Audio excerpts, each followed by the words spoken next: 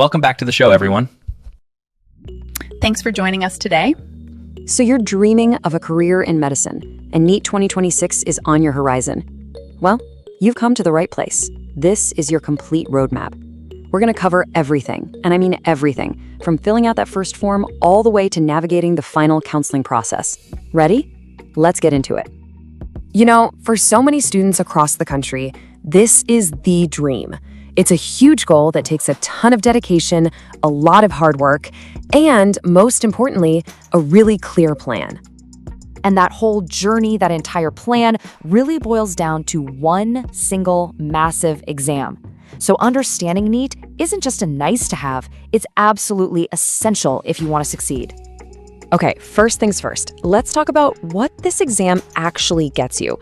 So many people think NEET is just for an MBBS degree, but it's so much more than that. This one exam is your key to a whole universe of fields in the healthcare world. I mean, just look at this list. Of course, you've got the big ones, MBBS and BDS, but then you also have traditional Indian medicine like Ayurveda and Siddha, you've got veterinary science for animal lovers, and even the super prestigious military nursing service. The cool part is, a single exam makes you eligible for all these paths. It gives you an incredible amount of choice. All right, so you know why you're taking the exam. Now, let's get into the nuts and bolts of what you're actually going to face on exam day. Because honestly, understanding the structure is your first step to building a solid strategy. Here's the whole thing broken down. You've got physics and chemistry, both with 45 questions. But look at biology, it's the heavyweight here, with a massive 90 questions split between botany and zoology. So when you add it all up, you get 180 questions for a total of 720 marks. This means biology is literally half your exam. That right there tells you where a huge chunk of your focus needs to be. So yeah, just let that number sink in for a second. 180 questions. And guess what? You get exactly 180 minutes to answer them. The math is, well, it's pretty simple and kind of intense. On average, that's just 1 minute per question. This exam isn't just about what you know, it's a flat-out race against the clock. The real skill is finding the right answer and finding it fast. So what's on the test? It's everything. Literally the entire curriculum from your class 11 and 12 physics, chemistry, and biology books. There are no shortcuts here. You just have to have a really solid, deep understanding of your coursework. Okay, listen up, because this is a super important detail about the exam language. If you choose English as your language, your question paper will only be in English. But, and this is the key, if you choose Hindi or another regional language, you get a bilingual paper. It'll have both that language and English printed right there. So think carefully about which option gives you the best advantage. All right, let's switch gears and get practical. How do you even start this whole process?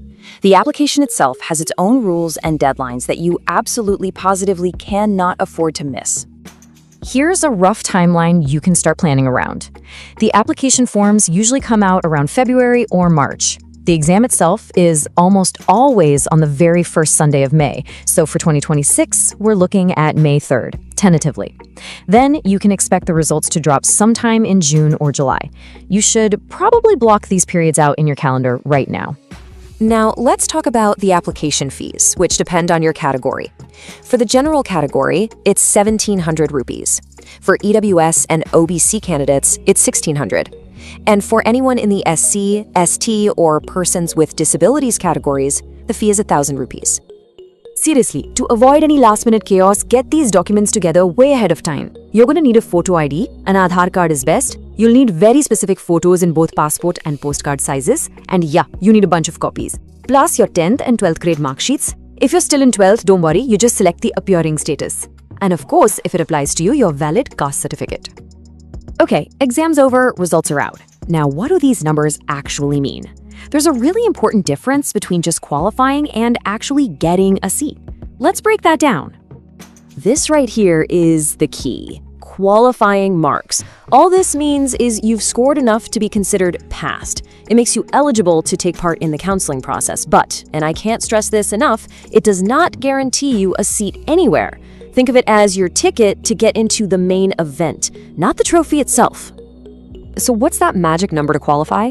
Well, based on the last few years, you're probably looking at around 150 marks for the general category and maybe 130 for the other reserve categories. But please remember, this is just the bare minimum to get your foot in the door. You need to aim way, way higher than this to get a decent seat. So, once the results are out and you've qualified, the final and honestly the most complicated part begins. This is counseling.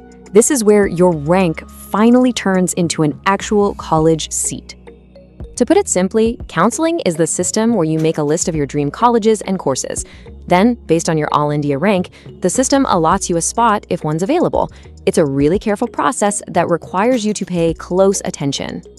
Let's quickly look at the counseling fees, because they can be confusing. You've got a small non-refundable registration fee, and then you have a much larger security deposit, which is usually refundable. So for a government MBBS seat through the All India Quota, you're looking at about 11,000 rupees total. But check this out. For private MBBS colleges, that security deposit can skyrocket to 2 lakh rupees or even more. So you definitely need to be ready for that.